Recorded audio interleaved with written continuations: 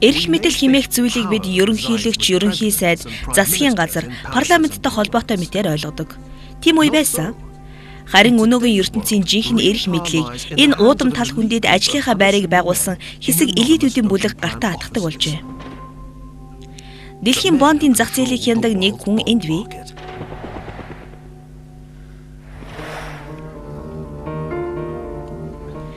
Билл Гросс бол PIMCO буюу дэлхийн хамгийн том бондын арилжааны салбарын тэргүүн юм. Тэрээр 700 тэрбум доллараар хэмжигдэх бондын зах зээлийг өөрийн биеэр тэргүүлдэг хүн билээ. Гроссыг бондын зах зээлийн хаанч гэх юм. Харин цөмөрөө тэрнийг зүгээр л ноён бонд гэж нэрлэе.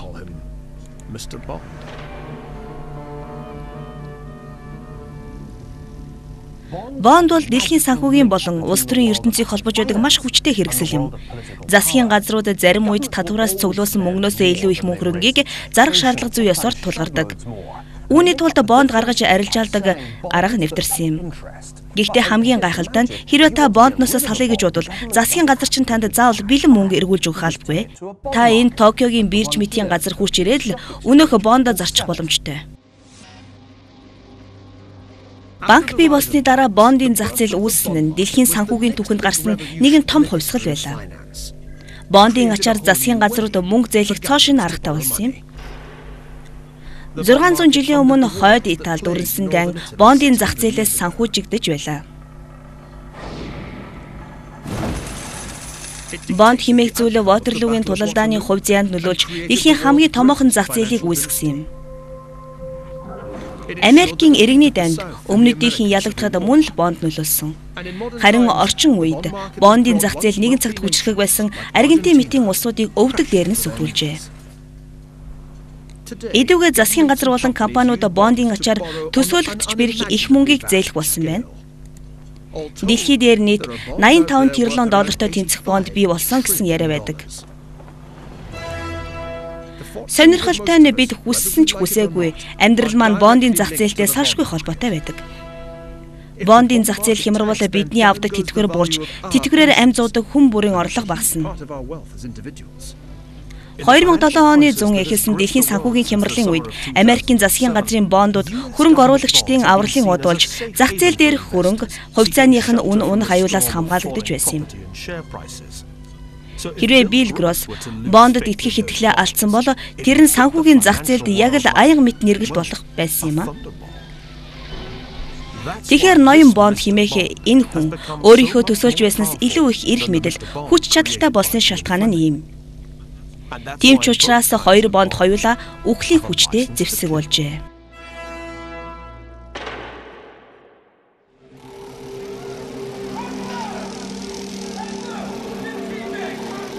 Мөнгөний ноёрхол. Бондын зах зээл.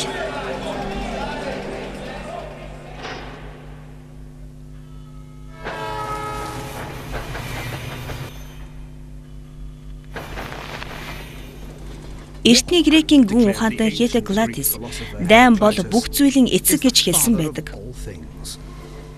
Ямар ч байсан бондын эцэг гэдэг нь үнэн ажээ.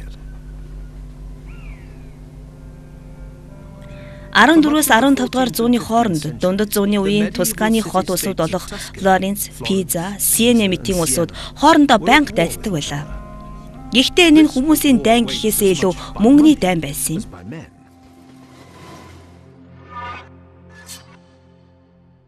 Вандер Хайдны мөнгөний төлөх дайн хэмээх энэ зурагт мөнгөний уутан гэдстэй алтны авдран цээжтэй зэргүүд хоорондоо дайтаж доторх мөнгөн зоосон талаар нэг хөглөрч хин ч шүүрээд авахд бэлэн байгаа тухайд үрсэлсэн байдаг. Галландын нэгэн шүлэгт энэ дайн бол газар нутгийн төлөө биш мөнгөний төлөө дайн байсан гэж өгүүлсэн нь бий. Гэхдээ дайныг санхүүжүүлэх мөнгөгүй бол дайн хийх ямар ч боломжгүй гэдг нь нэгэнт тодорхой болжээ. Үүний тулд дайныг санхүүжүүлэх хөрөнгийг бондын зах зээлээр дамжуулан оруулах аргыг мөн л сэргэн мандалтын үеийн Италичууд анх сэдсэн байх юм.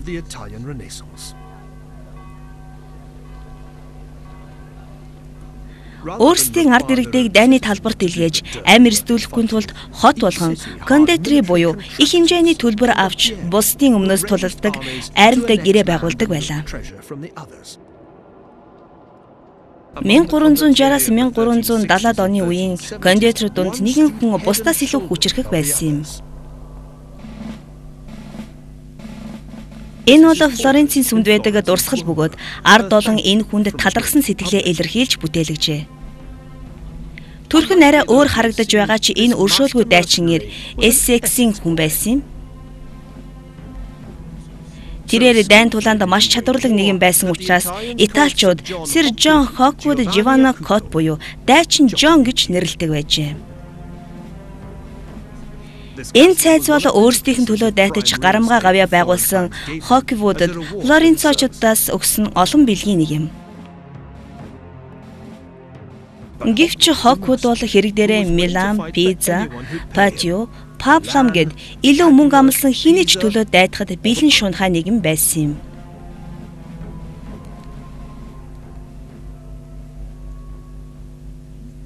Флоренцийн Плаза Фикио дах энэ ханын зурагт 1936 онд Флоренц болон Пизачуудын хооронд болсон нэгэн том тулалдааныг дүрсэлжээ.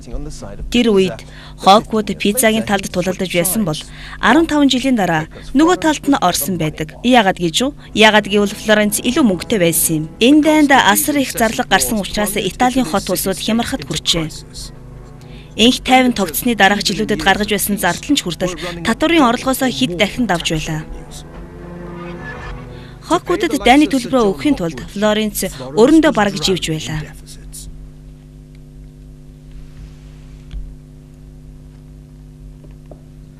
Флоренцийн архивт байдаг энэ гайхалтай баримтанд уг хотын үр яаж нэмэгдсэн талаар бичжээ.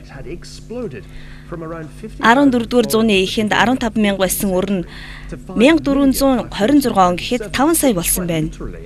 Энэ нь тухайн үедээ бол хинийч санаанд оронгүй асар их мөнгө байсан гэдэг юм. Гэхдээ Флоренцчууд хинээс ийм мөнгө зээлсэн юм бол хариулт нь яг энд байна. Тэд өөрсдөөсөө зээлжээ. Энэ бол мөнгөний ертөнцийг үрд өөрчлөх гайхалтай шин санаа байсан юм. Ард иргэдэн шууд татвар төлөхийн оронд өөрийн хариалагдах засгийн газартаа мөнгө зээлдүүлдэг болжээ.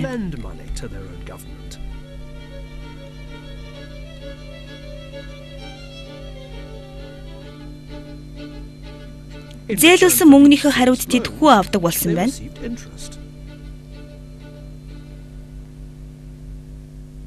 Өр зээлийн энэ систем нь засгийн газрын бондны хамгийн анхны энгийн хувилбар юм.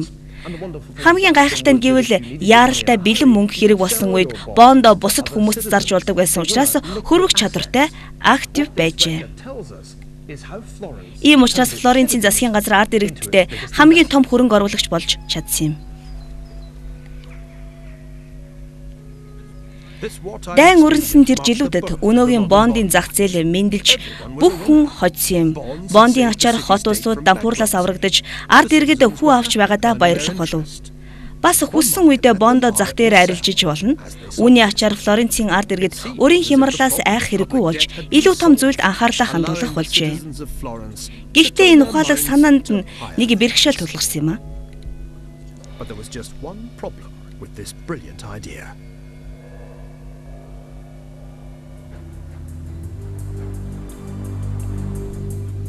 Ямар ч ашиггүй дайн тулаан дахиад ихэд гарах нь тодорхойгүй байлаа.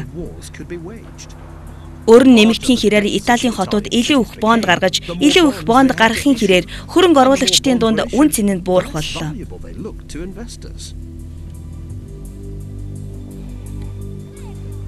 Венецид яг ийм зүйл тохиолдсон юм. 16 дугаар зууны эхээр энэ хотынхон олон дайн тулааны хүлд нэрвэгдэж Венецийн бондын үнц нь огцон мунаж эхэлжээ.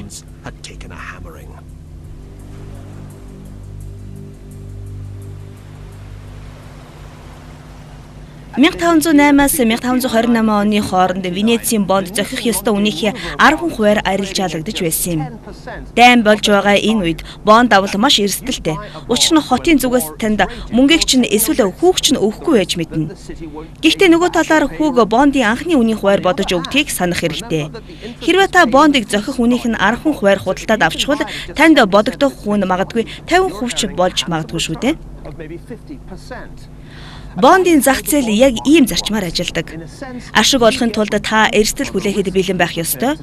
Үүнээс хацуу бондын хүүг эдийн засгийн чадамжаас шалтгаалж тогтоодог. Хэрвээ төрөөс 50% хүү өгнө гэж шийдвэл танд мөн хэмжээний ашиг очно гэсэн үг. Бондын зах зээл Италийн дайн тулааныг санхүүжүүлэх зорилгоор үүссэн боловч удалгүй хүн болгонд хүү төлдөг зарчимд шилжжээ. Ингэж бондын хүч чадал нэмэгдэж эхэлсэн юм. Үүнээс хойш 200 жилийн хугацаанд бонд дэлхийг ноёрхох боллоо.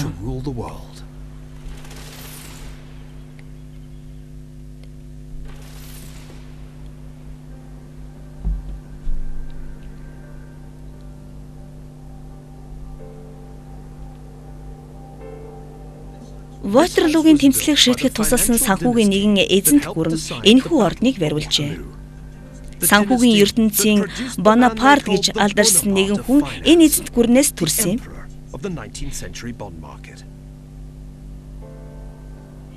Тэрээр 19-р зууны бондын зах зээлийн эзэн хаан нь байлаа. Тэр бол хэмжээшгүй эд баялагын эзэн энх тайван тогтоох эсвэл дайн хийхийг тэр шийддэг. Учирхэг гүрнүүд тэрний өмнө өвдөг сөхөрч, сайд түшимлүүд нь тэрний үгээр хөдөлдөг билээ.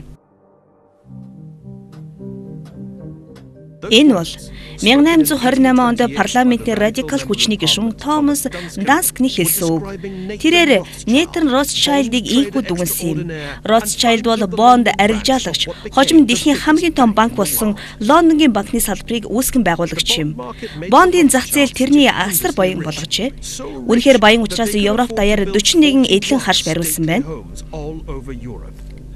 Энэ бол 29 дахь нь буюу Букингемширт байдаг Вотстейний харш. Нийтний 4 дахь үеийн өв залгамжлагч Джейкоб Ротшайлд энэ харшийг сэргээн засварлаад амьдарч байна.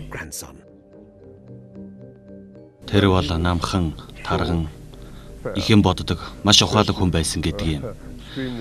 Бас их ажилсаг хичээнгүй хүн байсан учраас л тийм амжилтанд хүрсэн гэж би боддог.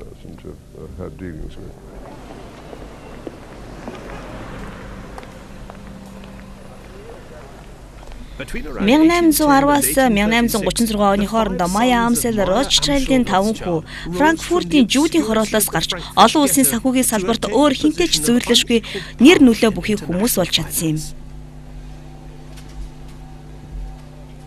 Лондонд гэр бүлийнхээ нэрийг дуурсгасан хүн бол 3 дахь хүү Нэтан Ротшайлд юм. Эвел Ротшайлд бол тэрний 3 дахь үеийн ач хүү бөгөөд нийтний үүсгэн байгуулсан Ротшайлд банкны захирлын албыг өвлөн авчээ. Эрүүл хайгуулч хүн учраас Лондонд нүүж ирсэн. Юунаас шантардаггүй хүн байсан болохоор тийм амжилтанд хүрсэн. Ер нь манайханд удмаараа л тийм л хүмүүс байсан. Нэтан Ротшайлдны ах дүү нартаа бичсэн нэгэн захиа энд байна. Энэ захиаг Юден Дойч буюу Жууд маягийн бичгийн хിവэр бичсэн байна л да. Тэр ямар гайхалтай ажилсан хүн байсныг бас ах дүү нартаа юу гэж зөвлөдөг байсныг энэ захианаас мэдэж болно. Энийг сонстоо. Хүндэт ах дүү нараа, та нартай санал бодлоо хуваалцах нь миний үүрэг гэж би боддог. Би та нарын захиаг нэг биш хэдэн зуун удаа уншдаг. Яагаад гэвэл би оройн хоолныхаа дараа ном уншиж, эсвэл хүзэр тоглож, эсвэл театрт очдгүй. Ажлаа хийх нь надад хамгийн том аз жаргал байдаг.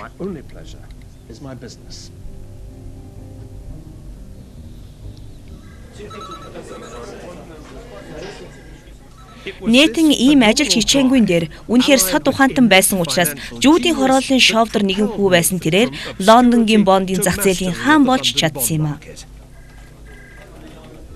Гэхдээ санхүүгийн салбарт хувьсгал хийсэн энэ үйл явдал мөн л дайн тулаанаас үүджээ.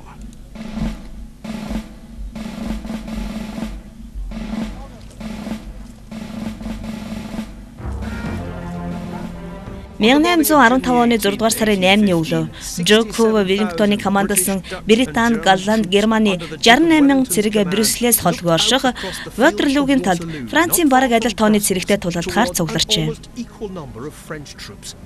Франц цэргүүдийг тэдний эзэн хаан Наполеон Бонапарт удирдах байлаа. Ватерлоогийн тулалдаан бол Британи, Франц улсуудын хооронд бараг 20 жил үргэлжилсэн сөргөлдөөнийг шийдсэн үйл явдал байсан юм. Гэхдээ зөвхөн хоёр армийн тулалдаанаар зогсохгүй, өрсөлдөгч хоёр санхүүгийн системийн тулалдаан байжээ. Францчууд дээрмийн эдийн засагтаа бол британчууд зээлийн эдийн засагтай байлаа. Дайныг санхүүжүүлэхийн тулд Британий засгийн газар асар их хэмжээний бонд худалджээ. Зарим хүмүүсийн ярьдгаар бол Rothschild-ийн энэ тулалдааны үр дүн бондын үн ханшинд яаж нөлөөлөхийг урьдчилан харж чадсан учраас анхны сая долларын ашгаа олж чадсан гэдэг. Жүүдүүдийн хийсэн алхам үнэхээр ухаалаг байсан учраас 100 жилийн дараа нацистууд тэдний тухай кино хүртэл бүтээсэн байна. 1940 онд Йосеф Геббельсийн захиалгаар энэхүү киног бүтээжээ. Жокко Веллингтоныг ялуулахын тулд нийтэн Францын генералыг хахуулдаж улмаар тулааны үр дүнгийн талаар Лондонд худлаа мэдээлж байгаа тухай энэ кинонд гардаг. Үүний нөлөөгөөр Британий бондын үн ханш тэнгэр тулдлаа өсч, харин нийтэн дундаас нь асар их ашиг халаасалсан байна.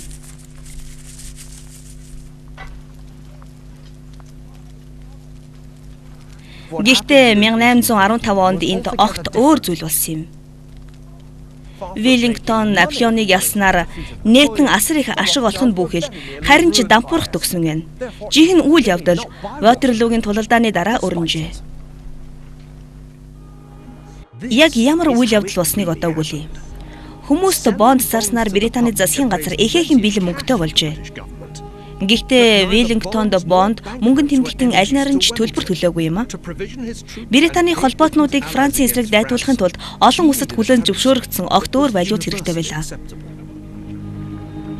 Бондын зах зээлд цугларсан мөнгийг алт болгож Веллингтоныг санхүүжүүлэх үүрэг нийтэн Rothschild-д оногджээ. Энэ үйл ажиллагаа амжилттай болсноор дайтагч талууд төдийгүй бүх Европын ирээдүй өөрчлөгдсөн юм.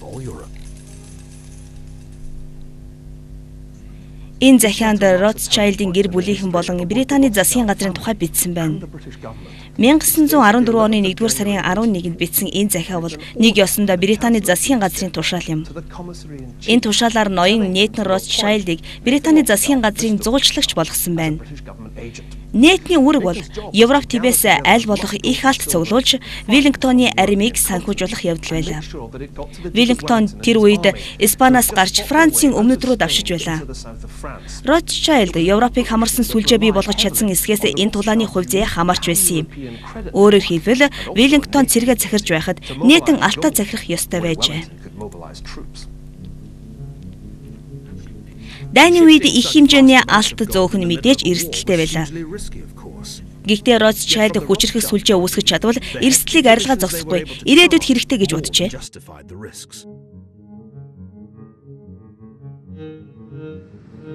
Удалгүй Rothschild Британий дайнд эргэлт буцалтгүй орлоо. Засгийн газрын итгэмжлэгдсэн төлөөлөгч болсон Rothschild яг зөв цагтаа зөв алхмуудыг хийж чадсан нь амжилттай болсноор харахгүй жүүд хүн хэрнээ олон итгэлийг хүлээж чаджээ. Rothschild дайн санхүүжүүлэлтэнд амжилт гаргасан хамгийн том шалтгаан нь тэдний гэр бүл Европыг хамарсан сүлжээтэй болсон явдал юм. Нейтан Лондонд, Амшел Франкфуртд, Джеймс Парист, Карл Амстердамд, харин Соломон нийтийн хийсэн газарт явдаг байлаа.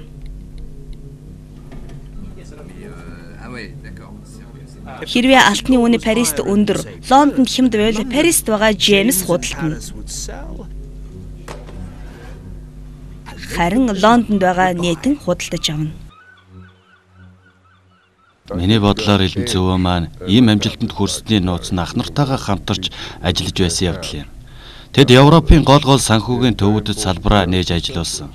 Тийм ч учраас нэг газар нь үн ханшин унаж байх үед үнэн ханшин өндөр байгаа газар нь салбарынхаа давуу талыг ашигладаг байсан юм. Томхон сүлжээтэй байхын гол давуу тал нь энэ л дээ. 1815 оны 3-р сард Наполеон Эльба арлын зөвлөгөөс Парист иргэн ирж хаан суудлаа эргүүлэн авахар санаархаж эхлэв. Харин Rothschild алтны бизнесээ өргөжүүлж худалдан авч болох бүхий л алтан зооснуудыг цуглуулж байлаа. Нийтэн ийм их алт авч байсан шалтгаан нь маш энгийн юм. Тэрээр Наполеоны энэ удаа хийх дан ямар ч хүчгүй байх болно гэж тооцоолжээ. Алтны эрэлт нэмэгдэхийн хэрээр үн ханшин нэмэгдэнэ гэсэн үг. Гэвч нийтний энэ тооцоо тэрнийг дампууруулахд өгсөн юм. Ватерлоогийн тулалдан Веллингтон гайхалтай ялалт байгуулж зарим хүмүүс энэ мэдээг дуулаад чихэндээ ч итгэхгүй байсан гэдэг. Бүтэн өдөр дайрч ухарч сүрэг дайрсны эцэст Прүсийн айрам ирснээр тулааны хувь заяа шийдэгдэв. Веллингтоны хувьд энэ нь ялгуулсан ялалт байсан авч Ротшайлдны хувьд ялагдал байлаа. Мэдээж Наполеон ялагдсан тухай мэдээг Ротшайлд баярлан хүлээж авсан нь эргэлзээгүй юм а. Өөрийн итгэмжлэгдсэн зарлагын ачаар Ротшайлд тэр тухай мэдээг Веллингтоны ээлж хошууч Генри Перси засгийн газрын танилцуулахаас 48 цагийн өмнө хүлээж аваад байсан юм. Хэдийгээр эрт авсан иглээч Ватерлоогийн энэ мэдээ нийтэнд хүнд цохилт болсон юм. Яагаад тэрвэ гэвэл нийтэн болон тэрний ахын дүүс нэг л мэдгээд хинт ч хэрэггүй баахан алтан дээр сандаалан үлджээ. Учир нь дайн дууссан байлаа. Инх тайван тогтсноор Наполеоны эсрэг дайтаж байсан айрмууд тарах болсон юм. Ингэснээр цэргүүдэд алтаар цалин өгөхөө зогсоож, дайны үед тэнгэрт хадаж байсан алтны ханш унах нь эргэлзээгүй болжээ.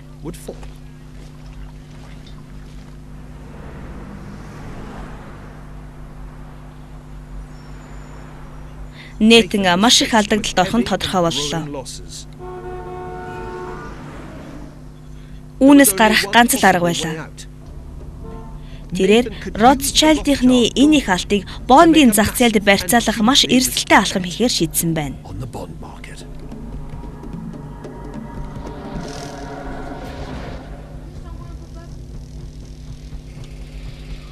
1815 оны 7 дугаар сарын 20-ны Лондонгийн зарлах сонины оройн дугаард нийтэн асар их хувьцаанаас гадна засгийн газрын бондыг авч эхэлсэн тухай мэдээ тавигджээ. Ватерлоогийн ялалтын дараа нийтэн ийм алхам хийснээр засгийн газрын бондны үн өсөх ёстой байлаа. Нийтэн худалдан авсаар л бондны үн өсөхийн хэрэг нийтэн улам их бонд авсаар л байлаа. Ах дүү нар нь твдэн сандарч байсан ч нийтэн дахин нэг жил төвчээртэй хүлээсээр байсан юм. Эцэст нь 1817 оны 7 дугаар сард бондын үн ханш 40% нэмэгдэхэд нийтэн авсан бондоо буцаан заржээ. Тэрний олсон ашиг нь өнөөгийн ханшаар 600 сая паундтай тэнцэнэ. Бонд бол зөвхөн дайныг санхүүжүүлэх хэрэгсэл биш бөгөөд бондыг худалдан авч буцаан худалдсанаар асар их мөнгө олж болох юм гэдгийг Ротшайлдийнхан нотолжээ. Мэдээж мөнгө бол хүч чадал.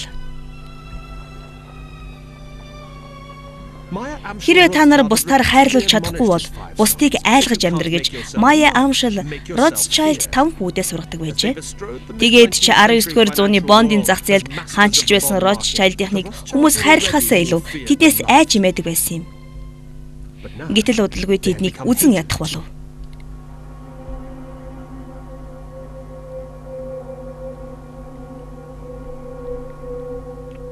Ротшайлдийнхан жүүдүүд байсан учраас Европт шинээр дэлгэрсэн жүүдийн эсрэг үзлийн гол бай болж байлаа. Эртний зурагт хуудас цуглуулдаг нэг хамтрагч маань хэдэн сарын өмнө энийг олоод надад авчирч өгсөн юм. Энэ бол жүүдийн эсрэг үзэл Ротшайлдийнхныг үзэн ядах үзэл ямар хүчтэй явагдаж байсныг нотлох тод жишээ. Тэд маш их алдар нэртэй бас их чинэлэг хүмүүс байсан учраас довтлогоонд хамгийн түрүүнд өртсөн байгаа юм. Ротшайлдийнхан дайн өдөөгч дүү, дайныг зогсоогч дүү гэсэн асуулт олон нийтийн дунд томоохон маргаан дэгдээжээ.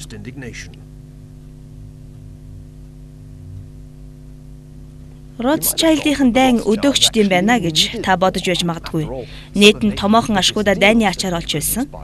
Дайн дэгдээгөө бол 19-р зууны үеийн улсууд айрмаас санхүүжүүлэх бонд гаргаж тэрнийг Ротшайлдийнх нь ашиглахгүй байсан ч байж мэдэх юм. Гэхдээ дайн тулаан цаашлбал хувьсэл гарснаар санхүүгийн зах зээл хямарч бондын үн ханшийн үнэгийг Ротшайлдийнх нь мэдээгүй биш мэдэж байсан юм. Хуучин бондуудын үн ханш тийм үед ихээхэн хэлбэлцдэг. Гэхдээ 19-р зууны дунд үед Ротшайлд Rothschild-ийн жирийн арилжаалагчд байхаа болж өөрсдийн засгийн газрын бондыг зохицуулж байдаг нэг ёсны сангийн менежерүүд болцоожээ. Альвайдаан тулалдаанаас ашиг олох гэсэн сонирхлооч оргицгоосон байна. Rothschild-ийн Наполеонтой хийсэн дайны үед Британий талд тулалдсанаар дайны эцсийн хувьцааг өөрчлөхөд нөлөөсөн юм. Харин одоо тэд Америкийн иргэний дайнд нөлөөлөхөөр шийджээ. Гэхдээ энэ удаа шууд оролцох бодолгүй байв. Бондын зах зээлийн хаадууд манд дахиад л дайны зуулчлагч болж хувирлаа.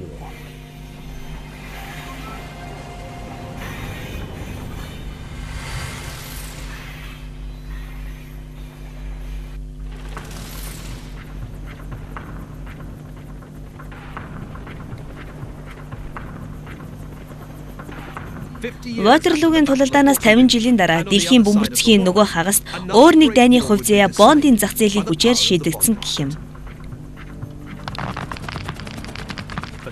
Гэхдээ энэ удаа аль их барьцаа тавьсан нь алдах эрсдэлтэй байлаа.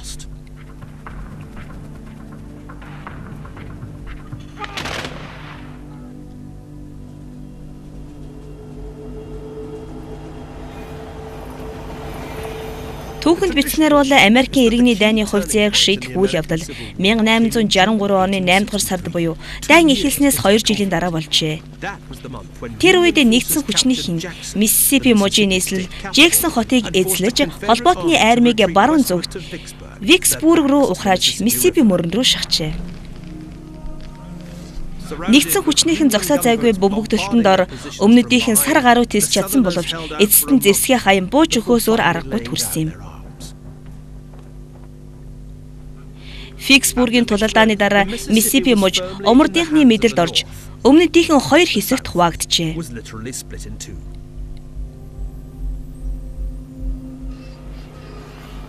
Гэхдээ цэрэг дайны энэ хүчин зүйл өмнөдийнхнийг ялагдалт хүргэсэн гол шалтгаан нь биш юм. Хамгийн гол буюу санхүүгийн шалтгаан арай эрт үүссэн бий болоод исэн юм а. Виксбургээс 200 бэр зайтай Миссисипи мөрөн Мексикийн болон цутгдаг хэсэгт шинэ Орлеаны бонд оршино.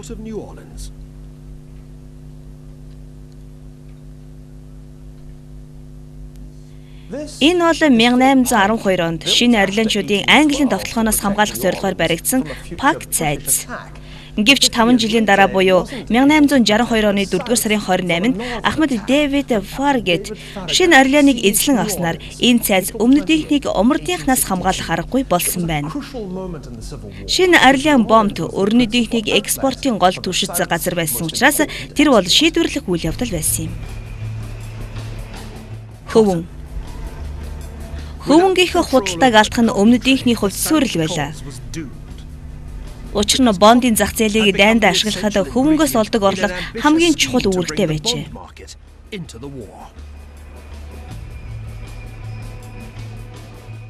500 жилийн өмнөх Италийн хот улсуудын адилаар холбооны Эрдэнэсийн сангийнхан бондоо өөрийн иргэдтэй худалдаж дайнаа санхүүжүүлж байсан юм. Гэхдээ өмнөдийнхэнд нэлээд хэмжээний хөрөнгө үлдсэн байлаа. Тэсч үлдэхийн тулд холбооныхон Европт ханджээ. Rothschild-ийн санхүүгийн эзэнт гүрнийхээ Наполеоныг ялахад тусалсан шигэ умардынхныг ялахад нь туслах болов уу гэж горьсон тэр байлаа.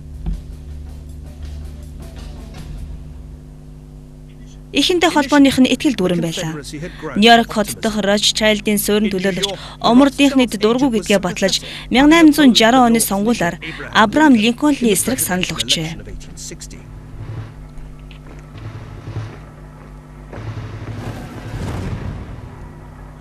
Гэвч Rothschild-ийн татгалзсаар л байлаа.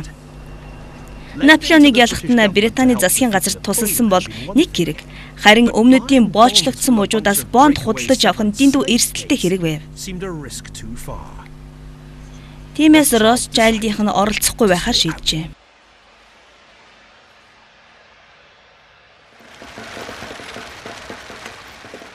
Гэвч холбооны засгийн газар тийм амар бууж өгсөнгүй. Нэгэн уран арга сийлхээж сэтгсэн байна. Мэдээж тэр арга нь түүхэнд үлдсэн эцсийн найдвар болох хөвөнгийн тариалан байлаа.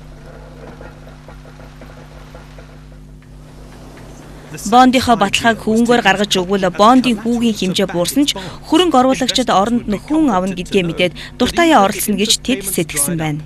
they could still demand their cotton instead. Ингээд өмнөдийн зуулчлагч нар Европын санхүүгийн төвүүдэд бондоо арилжаалж эхэлжээ.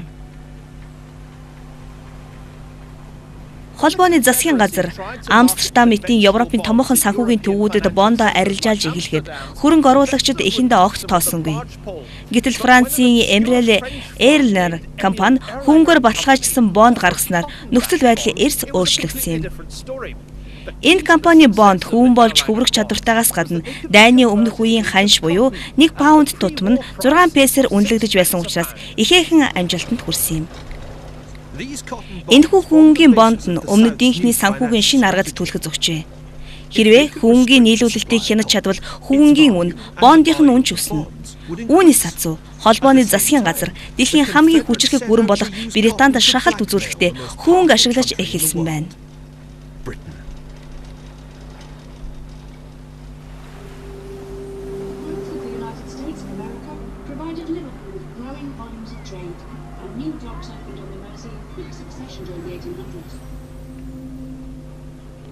In 1860 онд Ливерпул бомбт импортын хөвөнгө Британийн нэхэмлийн үйлдвэрүүдэд нийлүүлж Викторийн үеийн аж үйлдвэрийн эдийн засгийн гол цэг нь болж эхэлсэн юм. Өмнөдөөс хураасан хөвөнгийн 80 гаруй хувь нь Британд ирдэг байсан учраас Энтхийн засгийн газар умарттай хийхэд дайндаа Британий дэмжлэгийг авна гэж найдах болжээ. Үүний тулд Ливерпулд ирдэг хөвөнгийн бүх тээвэрт хориг тавих болсон байна.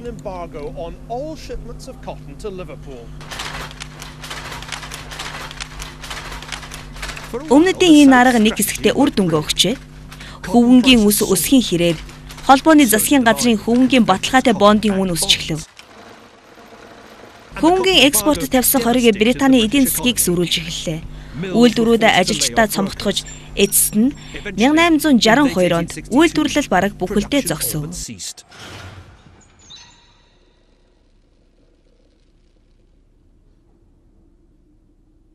Манчестерийн өмнөд дүүргийн энэ нэхэмлийн үйлдвэрт 400 хүн ажилладаг байжээ. Гэхдээ Ланкашир дахь бүх нэхэмлийн үйлдвэрт ажилладаг 500 мянган хүний дэргэд 400 хүн гэдэг бол юу ч биш. Хүүнгээ бол ажилчид хийх ажил байхгүй учраас 1862 оны эцээр Ланкаширийн нийт ажилчдын тал нь ажилгүй болж нийт хүн амын 4/1 нь ядууралд автсан байна. Тэр үеийг хүүнгийн хямрал гэдэг. Гэхдээ тэр бол зохиомл хямрал байсан юм. Британи улс сандралд орж өмнөдийн хөвөнгийн бондын ханш тэнгэрт тулж байлаа.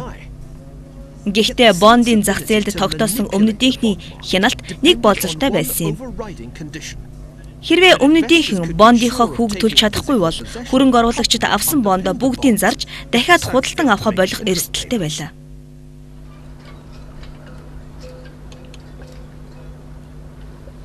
Тийм учраас 1862 оны 4-р сарын 28-нд Шинэ Орлеанд бомб эзэлсэн Америкийн иргэний дайны хувь зээг шийдэх үйл явдал болсон юм. Өмнөдийнхний гол бомбд умардынхны гарт орсон учраас өмнөдөөс хөвөнгөө олж авах гэсэн ямар ч хөрөнгө оруулагч умардынхны хүчтэй хориглолтыг давах аргагүй болжээ.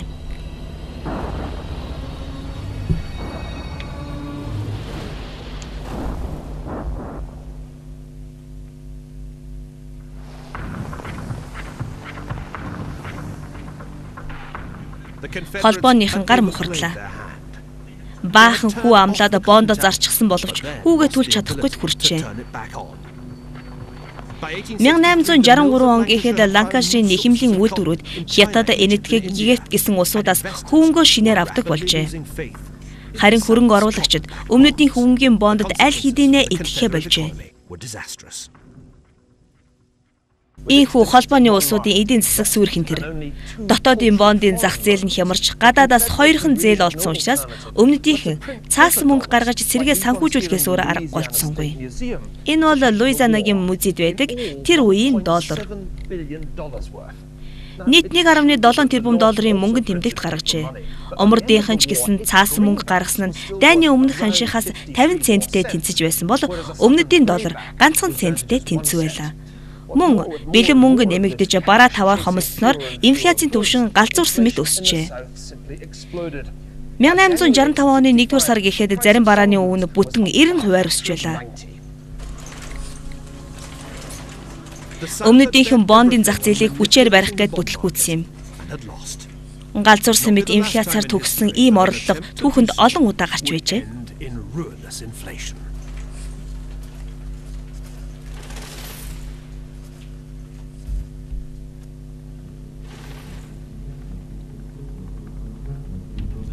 Идүүгээ бондын зах зээлээ дэлхийн бусад бүх хөрөнгийн зах зээлийг нийлүүлснээс ч том хിവэр байна. Энэ бол засгийн газрыг бүтээж бас устгаж чаддаг зах зээл.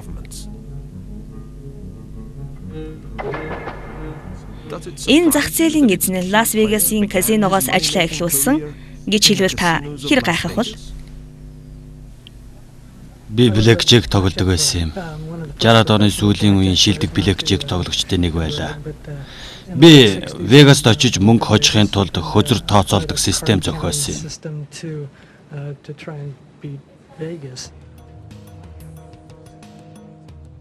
Мөрөдө тоглогч байсан энэ хүн идүүгээ дэлхийн хамгийн томд тооцогдох бондын санг тэргүүлэн ажиллаж байна. Гэхдээ энэ бүхэн та бидэнд ямар хамаатай гэж? Гросс бонд зарж бас авах үед зөвхөн зах зээл, засгийн газарт нөлөөлөө зогсохгүй. Бидний тэтгэврийн сан, барьцаа зээлэндээ төлдөг хүнд нөлөөлдөг байна.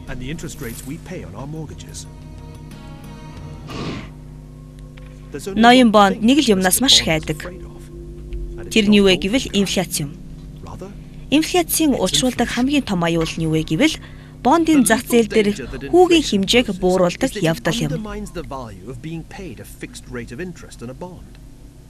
Хэрвээ инфляцийн хувь 10% хүртэл өсөөд хадуу ханшинд тогтоосон хөө 5% болчих бол ерөнхийдөө бонд эзэмсэгч инфляциас болж 5%-ийн ашиг алдна гэсэн үг. Тийм учраас инфляц нэмэгдэхийн хамтаар бондын үн ханш унаж эхлэх хагаад зарим үед улам унсаар л байдаг.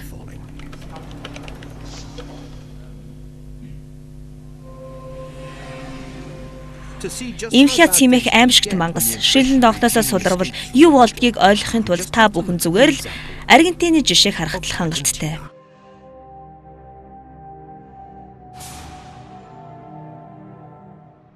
Олон аргентинчууд эдийн засганд оройтож эхэлсэн үеийг 1946 оны 2 дугаар сарын нэгэн өдөртөө холбон үздэг. Тэр өдөр шинээр сонгогдсон ерөнхийлөгч генерал Хуан Доминго Перон Буэнос Айрес дэх төв банкнд хүрэлцэн иржээ. Перон нүдэндээ ч итгэхгүй байлаа. Энд асар их алт байсан учраас Перон банкны хонглоор алхаж явахдаа ч алмаарч байсан гэдэг. Аргентин гэдэг үг нь ч эд баялаг элбэг хангалуун мөнгөний эх орон гэсэн утгатай үг. Нийслэл дундуур нь урсдаг Рио де ла Плата буюу мөнгөн гол гэдэг байна.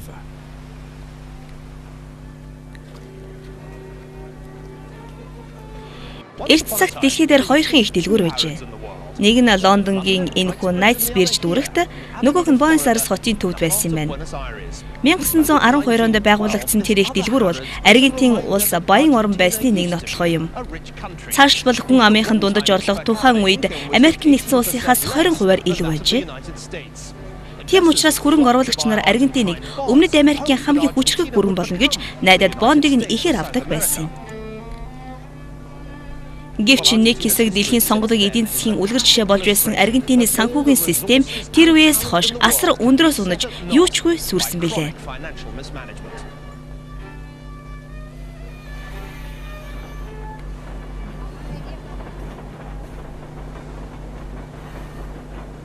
Аргентины түүхэнд санхүүгийн хямрал олон тохиолджээ. Гэвч 1989 онд тохиолдсон нэгэн хямрал маш ноцтой байсан юм.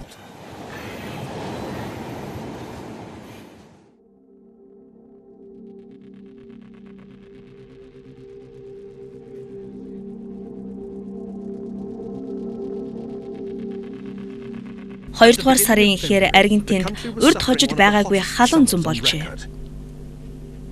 Хүмүүс байнга хөргөгч систем ажилуулах болсноор Буэнос Айресын цахилгаан хангах систем доголдож эхэлсэн байна. Гэхдээ энэ бол Аргентинд учирсан шалихгүй бэрхшээл байсан юм. Өмнө нь санхүүгийн олон бэрхшээл давж байсан учраас эрх баригчид энэ удаач алдахгүй гэж бодож байлаа. Ер нь засгийн газруудад татвараас цуглуулсан орлогоосоо илүү зардал гаргах тохиолдол дайны үед түгээмэл байдаг. Аргентины хувьд гэвэл 70-ад онд генералуудын хооронд дэгдсэн иргэний дайн 1982 онд британчуудтай Фолкндэний арлын төлөө дайцсан дайн гээд хоёр дайны нүр үзжээ.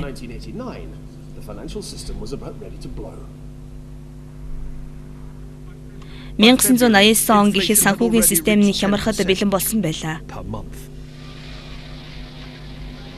Хоёрдугаар сар гэхэд инфляц нь аль хэдийн 10% хүрчихсэн байлаа.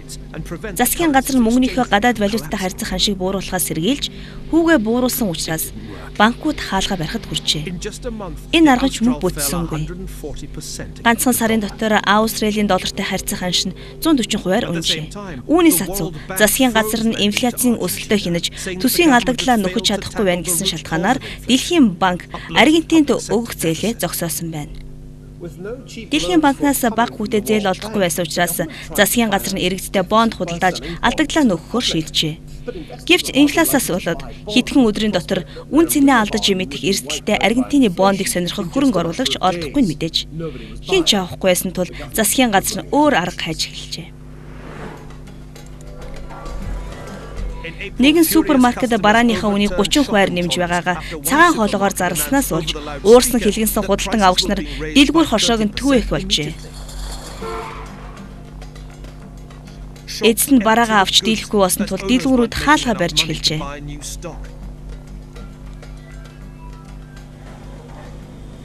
Үнэхээр хүнд байсан. Маш хүнд байсан. Өглөө нь үнэ нэмэн, өдөр нь бас дахиад л нэмэн. Хүмүүс худалдан авч байгаа бараагаа дийлхэ болсон тул бараач зарагдах байсан. Дэлгүүрийн эзэд аргагүйдэж бараагаа хэмт зархаар өөртөө алдагдaltaд орно. Тиймээс дахиад л үнэ нэмэн. Ер нь барааны үн өдөрт 3-4 удаа өөрчлөгддөг байсан. Төв банкны нөөц дуусч магадгүй гэсэн айдсаас болоод бондын үн ханш бүр огцон мөнөж эхэллээ. Гадаадын зээл байхгүй, бас хинч бонд авахгүй байсан учраас гар мухарцсан засгийн газар бас нэгэн аргыг үйлджээ. Тэр нь төв банкны мөнгөн тэмдэгтийг нэмж хэвлэх явдал юм. Гэвч энэ арга бас л зөвцсөнгүй.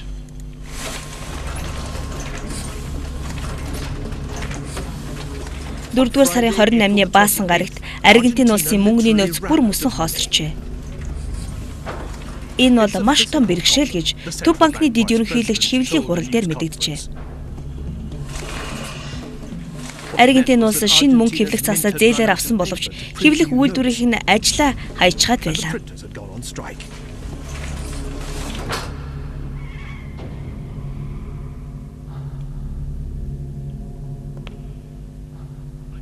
Яаж гэдгийг мэдэхгүй байна. Гэхдээ даваа гарагт мөнгө бэлэн байх ёстой гэж тэр тушаажээ.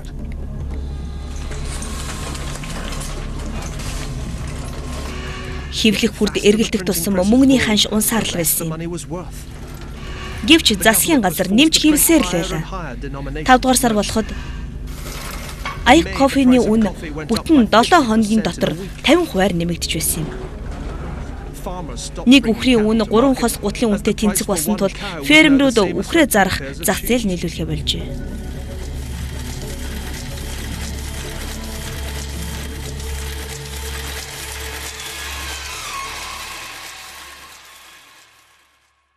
$1989 оны 6 дугаар сард Аргентины инфляцийн түвшин 1 сарын дотор 100% хүрчээ.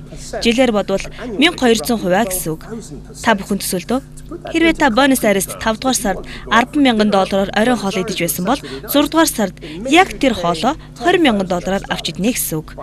Харин дараагийн сар нь өнөө хоол чинь $60,000 болсон байна. Доллараар ингэж байгаа юм чинь Аргентин мөнгөөр бол хэдэн шуудайг үрнэ гэсэн.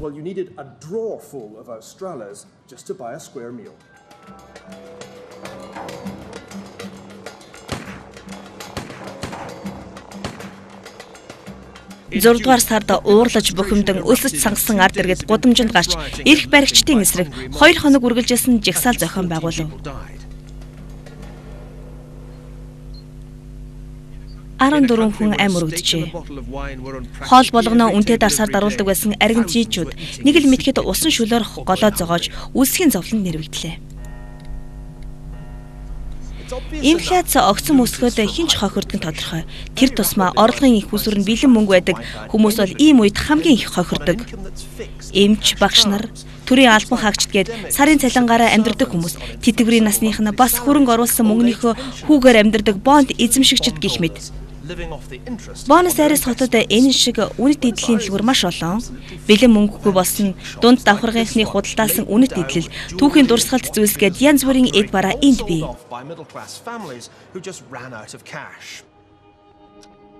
1920 онд агуу эдийн засагч John Maynard Keynes бонд эзэмшихийн сул талыг хүмүүст анхааруулж байжээ. Rothschild битийн санхүүгийн гэр бүлүүд цаасан эд баялагийг инфляц хэмээн мангасд орно эднэ гэж тэр хэлжээ. 1970-ад онд дэлхийг хамарсан инфляцийн өсөлт явагдахад Менсийн зөв байсан нь батлагдсан юм. Харин бидний үед байдал арай өөр болжээ. Ноён бонд мэтийн хүмүүс бий болсноор Аргентины байдал ч гэсэн сайжирсан билээ. Бондын зах зээл иргэн ирлээ. Гэвч Америкийн эрх баригчид бондын зах зээл хэтэрхий хүч түрэн орж ирвэл долларын ханш буурахад хүрч магадгүй гэсэн айдаст нэг хэсэгтэл автаад байсан юм. Харин ноён бонд иргэн ирснээр бонд эзэмшигчдийн тоо эрс нэмэгдэж эхэлсэн билээ.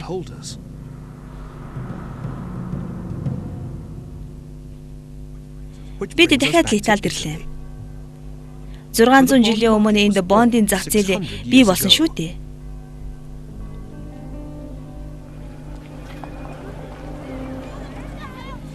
Итали бол Европ төвдөө хүн амынхаа хөгшрөлтөөр толгой зогтөг орн болоод байна. Хөгшчүүд олонтой ийм нийгэмд бонд мэтийн баталгаатай орлогын их усүр зайлшгүй шаардлагатай. Гэхдээ тэтгэвэр, халамжийн үн цэнийг инфляц хэмээх айхтар мангас эдж хэрсдэл байнга байдаг. Төв банкны зүгээс инфляцийг хянаж байхын тулд тэтгэвэр болон бондын зах зээлийн үнэ чанд гэдгийг ойлгох хэрэгтэй. Гэвч сүүлд гарсан санхүүгийн хямралын улмаас эндхийн банкуд баггүй хохирол амсаад байна. Банкуудын алдагдлыг нөхөхийн тулд засгийн газраас дахиад л бонд худалдах арга хэмжээг авч магадгүй байгаа юм. Орчин үеийн Европт сэргэн мандлын Италитай нэгэн адилаар улс төрийн эрх мэдэл санхүүгийн зах зээлтэй ямар нэг байдлаар холбогддог үзэл байсаар л байна. Гэхдээ өнөөдөр бондын зах зээл бүр тодорхойлбол ноён бонд дэлхийг захирч байна гэд хэлчихэд хэлсдэггүй л болжээ. Гэхдээ та мөнгөө засгийн газартаа зээлдүүлэхийн оронд аль нэг компанид хувьцаа худалдаж авчихвал яасан юм? Энэ нь эрсдэл багтай биш үү? Бас илүү ашигтай арга биш үү? Мөнгөний ноёрхол цувралын дараагийн ангиар бид санхүүгийн зах зээлийн өөр нэгэн салбартай танилцах болно. Энэ бол бүтэн 300 жилийн турш өсөж уруулцаар ирсэн хөрөнгийн биржийн тухай түүх юм.